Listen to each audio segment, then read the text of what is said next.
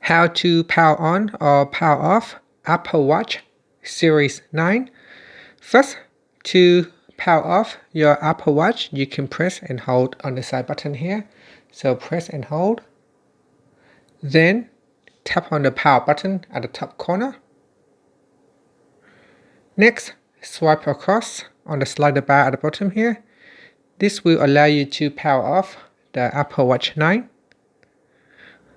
Now to turn it on, all you have to do is press and hold on the side button here.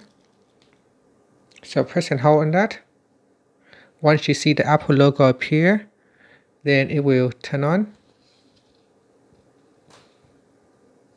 And that's it. So that is how you can switch it on. And that is how you can power on or off the Apple Watch 9 series. Or Series 9, sorry. And that's it. Thank you for watching. Please like and subscribe to my channel for more videos. Now, as you can see, when booting up your Apple Watch, it may take a bit of time. Once it boot up, you can enter the passcode to go to your watch face.